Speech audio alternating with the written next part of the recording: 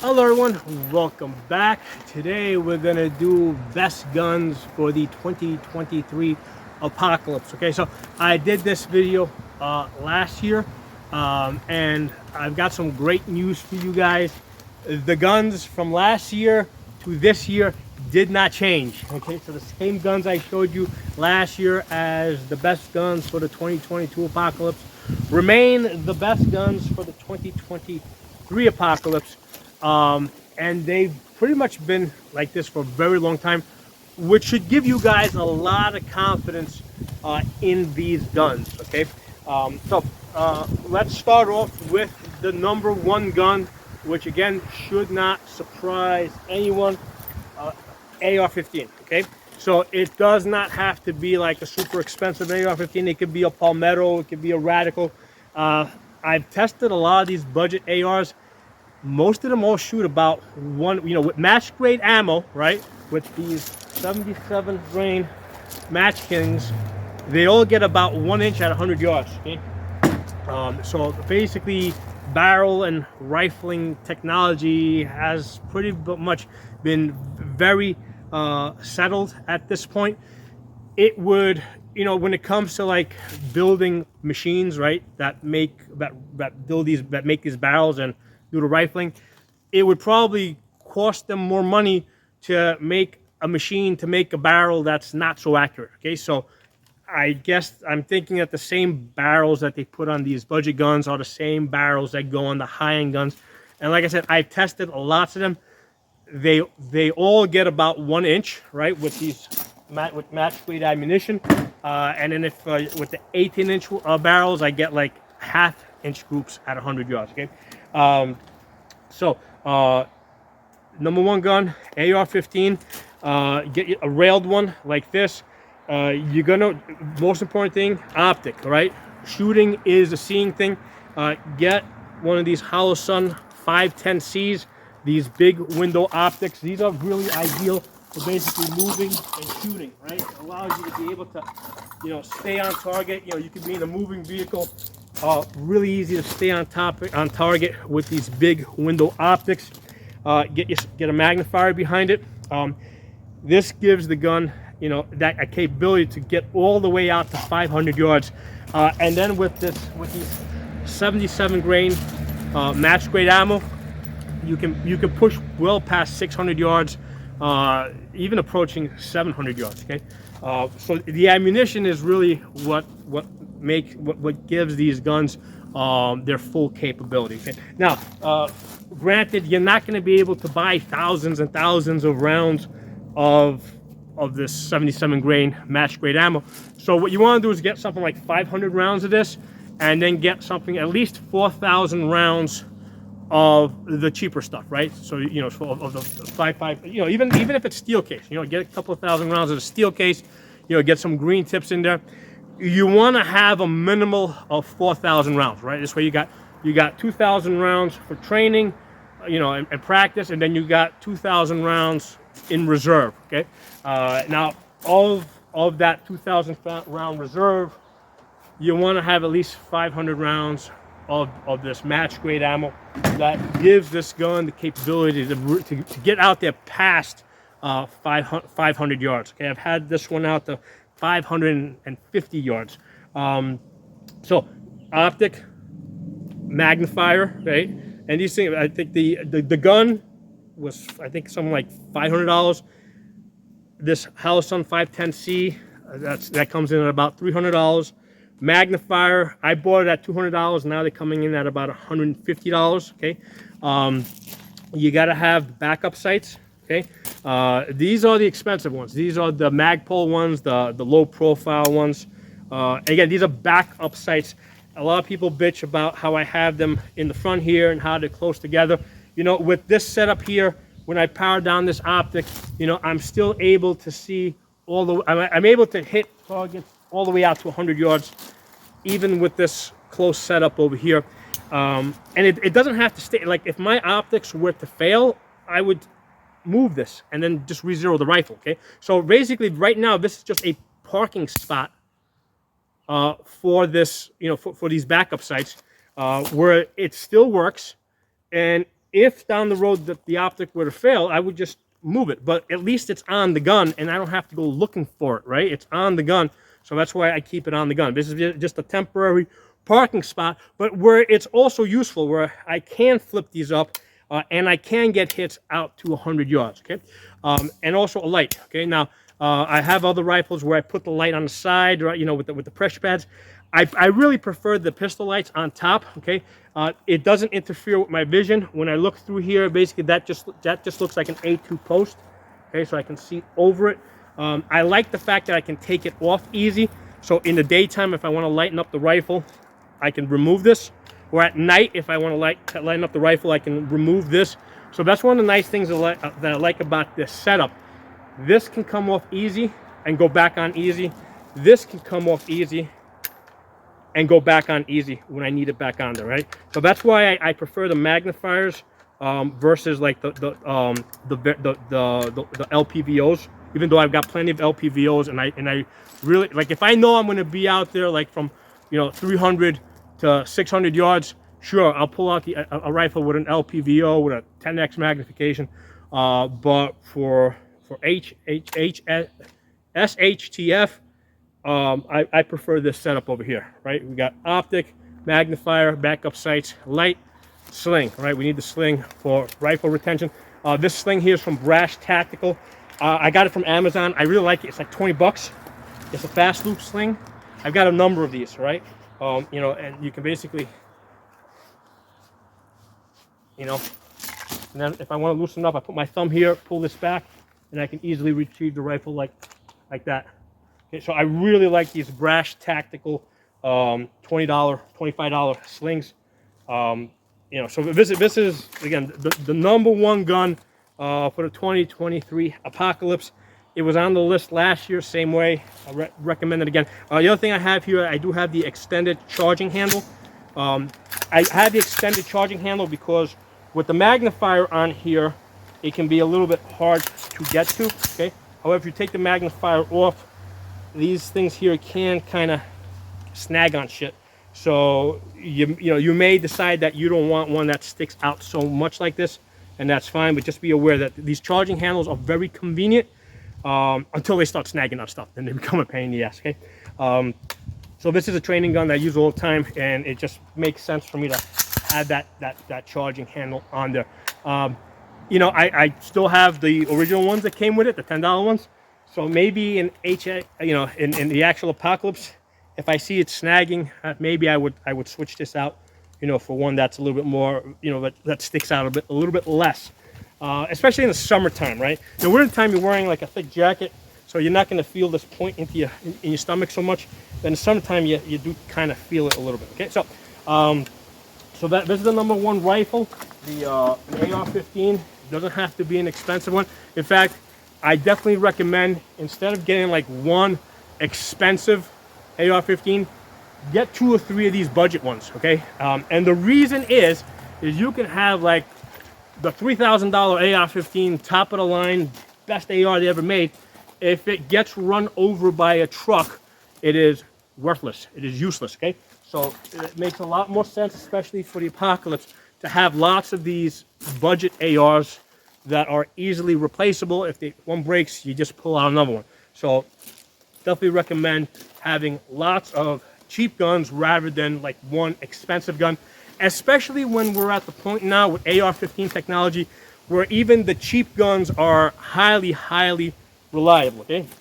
So the gun is not enough. Make sure you got the ammunition. Like I said, 4,000 rounds minimal, 5.56. You get yourself at least 500 rounds of this, 4,000 rounds total minimal, and I'm not saying just stop there, try to build that up to 10,000 plus, but get at least 4,000 rounds and get yourself some of these 77 grain match grades, because that basically turns this rifle into a marksman rifle, right? Into a quote unquote sniper rifle, okay? It's the ammunition that makes the difference, not the gun so much. We're not this stage in the game, right? Because even the cheap guns are like really, really accurate. Okay? Now, one of the things I do is, we're talking about magazines, right? Lancer magazines. I've been using these now for several years. They are the best, okay? I've never thrown out one of these. I have every one I've ever bought. They're all still in operation. If you guys look on the ground over here, there's like thousands of rounds over here. So with all the shooting that I do, traveling around the different ranges, training people, I mean, I've never had a magazine fail on me, okay? And that's for people occasionally dropping them and stuff. Now, I don't do like destructive testing on these, but just with normal wear and tear, I haven't lost a single one of these. For my set, so these are the 30 round ones. For the match grade ammo, I like the 20 round ones, okay? So the two reasons why I like this: number one, I can basically, with the 20 round magazines, which are obviously shorter, I'm going to put all my 77 grain bullets in here, and I know that these shorties are for distance shooting only, okay? So if I need to take a distance shot, I would pull out, I would remove this magazine, right? And I would put this one in there because I know that these shorties have all my match grade ammunition, okay? So that's one way I would use it. The other way is because these are shorter, if you take a prone position or a benched position, right, this doesn't hit the ground or the table, right? So you can get lower. So for that distance shooting, I find that the shorter mags are very useful, right? Because they don't hit the table, or the ground if I'm shooting prone, okay? So magazines are very important. Now, so that's your number one gun, right? But the number two, right? And the reason why it's not really the number two. I'm going to come back to number three, right? Number two is going to be a Glock or a Glock clone. Now this happens to be a P80 that I built myself. I don't care who made it, whether you made it yourself or if you bought it for Glock, okay? It has to be a Glock, all right? Because both of these guns, both the AR-15 and the Glock Gen 3s, the patents have expired, okay? So that means that there's lots of aftermarket parts out there. So you want guns that the patents have expired, right? Like ARs and Glocks. So you don't have to go back to the manufacturer to buy parts, and you can stockpile parts. So there's three criteria for choosing a gun, right? Number one, the gun has to be reliable, right? And by reliable, basically we mean military and police tested, okay? Because especially like with military guns that the military has used, they're going to use them in some of the most extreme conditions, and not in just one localized area, but around the world. Under lots of different circumstances, situations. So the guns, get a chance to be really tested. Like I do lots of shooting here, right? I shoot in the summertime, I shoot in the wintertime. But for example, I don't shoot in desert conditions, right? Because I don't have a desert here, right? So I don't shoot in dry, arid conditions, okay? My elevation here is about 2,000 feet up. I don't shoot at sea level, okay? I don't shoot at an elevation of 5,000 feet, right? But I know that the military has tested these guns in those elevations, okay? So that's why you want guns that are police and military tested, so that they've tested them under the most, all over the world under all sorts of different conditions. So going back to number two gun, it's going to be your Glock clone, right? Glock. It has to be a Glock MOS, right? It has to be able to take an optic, okay? Again, shooting is a seeing thing. The seeing part is the most important part. And you want to have, the optic that you want to have is the Holosun ACSS, right? The Holosun 507 ACSS. Let's see if I can get this to focus. So basically, it's got that big outer circle that guides you to the center so that you can find that arrow, which is slightly out of focus, I think. See if I get it to the table here. Maybe it'll focus there. See if I bring it close. So when you bring it close, you start seeing the whole thing, right? But when you're further out, the outer circle disappears. And basically, you just use the edge of the outer circle to guide you to the center, and you put the arrow on target, okay? So you got your backup sights there. So you got in the front, basically you got the tritium in the front. All right, so you got to have your backup sights with the glow in the dark front sight, but still, the optic, the optic is going to make you a better shooter. Okay, you want, especially when you want to test your optics, don't just test them with perfect presentation. Put it in your left hand. I've done lots of videos where I got it in my left hand and I'm shooting all these, weird positions. That's when you see the difference that the optic makes, okay? So, like I said, you want it to be Glock or a Glock clone. It's got to be able to take this, the optic. You want it to be able to take just standard Glock magazines. And again, I'll tell people, get 4,000 rounds. Now here's the thing: you're not likely going to shoot 4,000 rounds through the pistol, but it kind of leads into the number 3 gun that I'm going to tell you guys about. Number 3 gun is going to be a 9mm AR. Okay, so this sort of replaced the AK-47, because for many years the AK-47 was on this list. Now that's still a great gun, okay, but the reason why the AK kind of fell off the list is number one, they've become a lot more expensive. They've been harder to import. The parts are not so standard, right? So depending on where you get your AK from, the firing pin from one may not work in the other. If you change the bolt out, the gun has to be head spaced. So you can't just change out the bolt the same way you easily change it out on an AR, right? Where you just take out one bolt, throw in another one. With an AK, when you change the bolt out, you have to head space it by moving. Basically, you have to basically move the barrel back and forth in order to get the right head spacing. Again, it's not something I want to deal with. And a lot of people say that, hey, you don't have to worry about any of that stuff because AKs never break. I have broken AKs, okay? Now, the parts that I broke were minor, easy to replace, but all the same, with enough shooting, it took about 10,000 rounds, but I did break parts, okay? If you have something serious that needs to be changed, you got rivets that you gotta pull out. It's not like ARs where you got like pins and stuff. All right, so that's the reason why the AK fell off the list. Oh, and the other thing is, with AKs, they really don't come optic ready. I mean, they take that, they had, a lot of them have that, the ability to take the side mount. I have found that unless you get like a really good one, those side mounts don't hold zero very well. So basically what I've had to do with my AKs is I've had to upgrade the rails so that I can put the optic over the gas tube. And when I did that, yes, I can hit 2 inches at 100 yards. But the point is that I had to spend like an extra, I don't know, $150, $200 just to get the gun to a point where it is now optic ready, okay? So that's why the AK fell off the list. Well, the other reason why it fell off the list is because ARs have become just so reliable, right? Because, I don't know, about 15 years ago, people were questioning the reliability of ARs.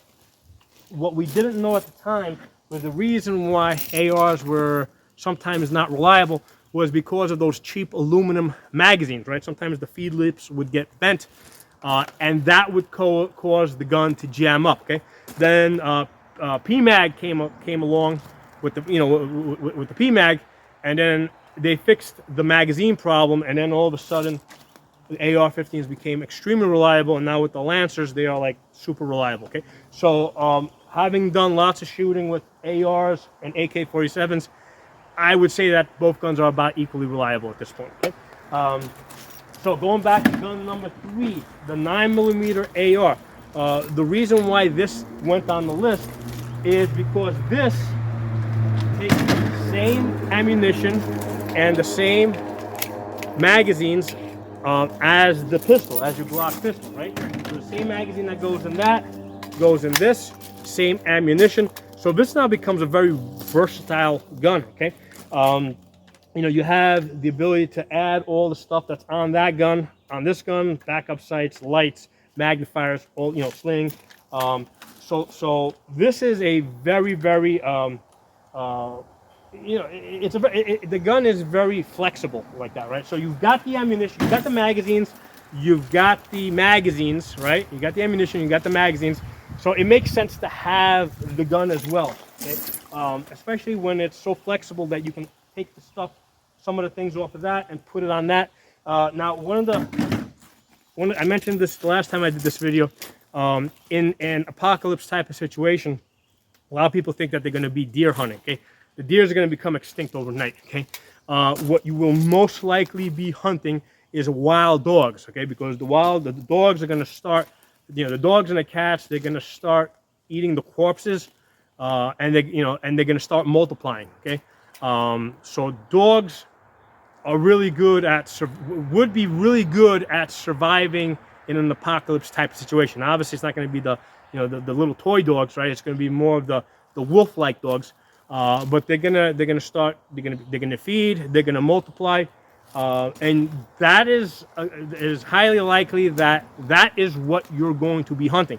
So 9mm, especially out of a rifle, is very suitable for hunting dog-sized animals, for hunting basically wild dogs. Okay, so that's a way I would want to use this gun. I would rather use the 9mm ammo than use my 5.56, which has a more of a self-defense type of capability at longer distances, right? With the 9, I'd rather be using up my 9mm, before I start digging into my 5.56. Okay, so that's the reason why the 9mm AR came on this list. It's just I find it extremely versatile. A lot of the parts that go, like the trigger group, a lot of the parts that go into your standard AR-15 will go into your 9mm AR. Okay, so yeah, it's just there's just so much commonality between these two guns, right? That it almost doesn't make sense not to have this gun. Now the other thing about this gun is a 9mm AR with a 16-inch barrel is quieter than a 5.56 suppressed. Okay, so your standard 9mm AR, okay, is basically, you can almost think of it as a suppressed 5.56, because like if you're gonna, a lot of times people talk about using, let's say, like a 300 blackout, with subsonic ammunition. Well, if you're shooting subsonic ammunition at, out of a 300 blackout, you're essentially, the energy that you're going to get is the same as a 45 ACP, right? So the energy that the 9mm has out of the 16-inch barrel over here is 450 foot-pounds, okay? So, so which is the same as if you took rifle ammunition and slowed it down and made the bullet heavier in order to get it to be subsonic. So instead of buying more expensive subsonic rifle ammo and getting a suppressor, we can skip that step and just get a 9mm AR. The energy coming out of it is going to be the same as if you had a 5.56 or a 300 blackout for the most part. So it's just a cheaper way to get yourself a quiet rifle. So that's another reason why the 9mm AR is on this table. I think it's a very versatile option. Okay. Now, number four is actually not a gun. It is a 22 conversion bolt. Right, this one's CMMG 22 conversion bolt for your AR-15. So the bolt that's in here comes out, okay, and you replace it with this, and then you instead of using these magazines, okay, you use this magazine over here, and you put 22 long rifle in there, and now you got yourself an excellent varmint gun. You can hunt small animals, like small rodents and stuff like that, rabbits, stuff like that. A lot of times people will tell you that, hey, the best way to catch small animals to trap them, sure, but hey, you got this option too, right? 22 conversion bolt. This will also give you the ability to practice and train, right? Because during the actual apocalypse, you may not want to use your 5.56 ammo or even your 9mm ammo for training purposes, right? Because you may never be able to buy any again in your whole life. They might never manufacture anymore, right? But with the 22s, like, you can stockpile now like 30,000 rounds, 50,000 rounds, right? So you can, because it's compact, and you can, with this 22 conversion bolt, you can practice with the 22 long rifle throughout the entire apocalypse, right? You can train your kids, that kind of stuff, right? You can train the next generation, right, on the 22 long rifles.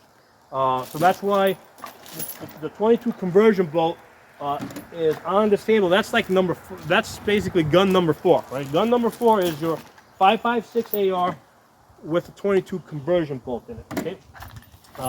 And gun number 5 is some type of a shotgun, okay? Now I've got here the Lynx 12. The reason why I have it, basically this is an AK-47 shotgun, magazine fed. This one's got about 15,000 rounds on it. Again, it'll take an optic. Shooting is a scene thing. Now this is not a self-defense gun, okay? This is basically a hunting gun, right? Because with this, you can use bird shot to hunt small birds, or or buckshot to hunt stuff like larger birds like turkey or whatever. So this is a hunting gun. Now, if you don't have an AK-47 shotgun, if you want to substitute in a pump, that's fine. Don't assume that pumps are more reliable or easier to use. Even people that I've, that are very familiar with guns, when I put them under stress, they will often jam up the pumps. They'll short stroke them. Okay. Also, don't think that the pumps are more reliable. A lot of times people will say that they're more reliable, but they don't do the high round counts that I do. I have broken a couple of pumps, which were, fixed under warranty. Which is not to say I haven't broken some of these guns. I've got two Sega 12s that I retired at 30,000 rounds because the bolt carrier cracked on them at 30,000 rounds. And then I also I broke the bolt itself in one of these links. I think that was around 11,000 rounds. Okay, so these are up to 15,000 rounds. So don't assume that any gun is not going to break. Okay, all machines break, which is the reason why when we look at shotguns, I'm like, okay, these are basically hunting guns. Okay, they're not self-defense guns. I don't care if you're using a pump or using AK shotgun. These are hunting guns. The fact that they can take different types of 12 gauge ammunition, birdshot, buckshot, slugs, it gives you that versatility, which is why it's worth having this gun, because of that versatility. Now, shotgun shells are very heavy, okay? If it's not for the price, but for the weight, you're pretty much going to be limited to maybe 2,000 rounds, 3,000 rounds, because it's heavy and it's bulky, and shotgun shells take up lots of space, okay? So even myself, I do lots of shotgun shooting. You can see the shells all over the ground here. I don't think I've ever had more than 4,000 rounds at a time, as far as shotgun shells, because they just take up so much space, and it's heavy. If I put more than 4,000 rounds on my shelves are going to break, okay? So that's why I, 9mm 5.56, much lighter ammunition. You can have 10,000 rounds, and it doesn't take up as much space. It's not as heavy. Obviously the weight's going to get up there, but it's very economical in terms of weight and space, okay? So those are my 2023 apocalypse guns, okay? Number one, AR-15. Number two, Glock. Number three, your 9mm AR. There's a Palmetto. Okay, I got several of these. I've done thousands and thousands of rounds. They do beat up the gun. Okay, they do beat up the gun. I got in order for the gun to be reliable, you want to put an 8-ounce buffer weight in there. Because before I put the 8-ounce buffer weight, I used to break hammer pins. Extractors are going to break. The nice thing is the extractor that goes in this gun is the same as the extractor that goes in your regular AR. However, the blowbacks will work without an extractor, right? Because there's no rotation. It will work without an extractor. It's just that you can't, like, if you want to clear the gun, right? If the extractor breaks, you have to point the gun up in order to in order for the cartridge to fall out. If you point it down and you go like this with a broken extractor, there's nothing there to pull it out. So I know, I've done videos on this. I've got lots of experience with broken extractors on 9mm ARs. You should definitely get yourself lots of extra extractors and lots of extra firing pins, and the firing pin springs, right? Those are the parts that are going to break on your 9mm AR. Okay, for your standard AR, get yourself a lost and broken parts kit. Okay, they sell them. It has all the parts that are likely to break, but on top of that, first of all, get yourself just an extra bolt carrier, full bolt carrier, or at least a complete bolt, okay? Because all the parts that are going to break are mostly going to be in your bolt, or they're going to be in your trigger group, okay? Because the trigger group, the AR trigger groups are basically rated for about 5,000 rounds. I usually get up to about 8,000 rounds. By 10,000 rounds, I've broken a trigger group, or I've broken some part in the bolt, right? So those are the parts that are going to break on your AR. You're gonna wear out your trigger group. When you wear out the trigger group, what usually happens is when you're shooting the gun locks up.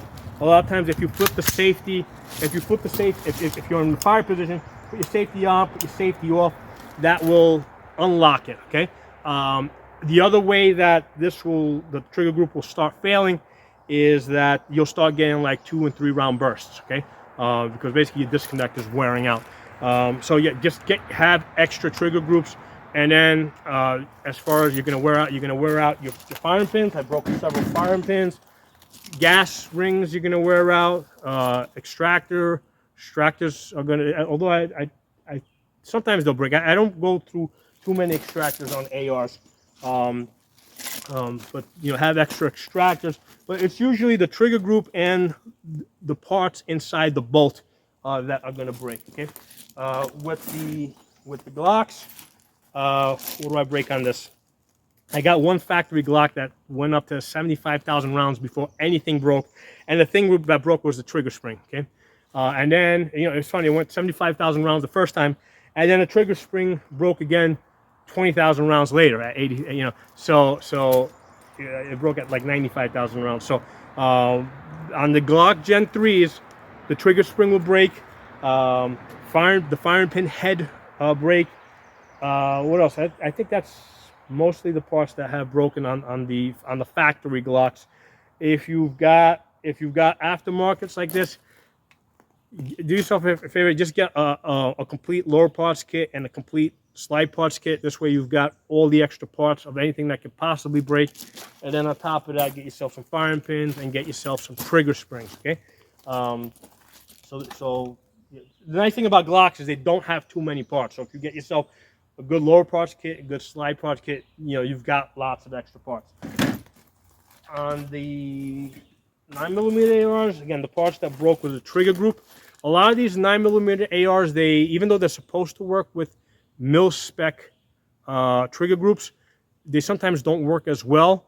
Palmetto does make specific trigger groups that are fine-tuned for their AR, so I recommend that you actually get some backup trigger groups specifically from Palmetto that are designed for the 9mm ARs. However, in the pinch, you can just throw in a standard mil-spec AR and it'll work fairly reliable.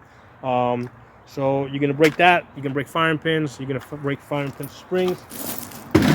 With the 22 conversion bolts, the part that I have broken is the firing pin and the firing pin spring. Okay, I've broken both of those parts. So get yourself lots of extras of those. That's the only thing that's really going to break on this firing pin spring. And I said on the Lynx 12, I have broken on the Sega 12. I broke the bolt carriers. That was a weaker design. On the Lynx 12, they improved upon it, and basically I broke one bolt. And now the reason why I broke the bolt, I did a video on this, is I think that the bolt itself was had an imperfection in it. Okay, so because I have 2 of them that had 15,000 rounds on it, and it only broke on one. And then when I examined it, I think that the reason why the bolt tail broke is because the channel that it was sitting in was not straight. Okay, so I think that was a bit of a fluke. But the point is, here's the thing: it's going to be hard for you guys to get replacement parts for whatever shotgun you have. It won't be so easy to get 22 replacement parts. You gotta get them now if you're gonna get them. But ARs and Glocks, they're out there. So that's why number 1 AR-15, number 2 Glock. The parts are out there. The knowledge to fix the guns is out there. So that's why they're number 1 and number 2. So thanks for watching. I'll talk to you all soon.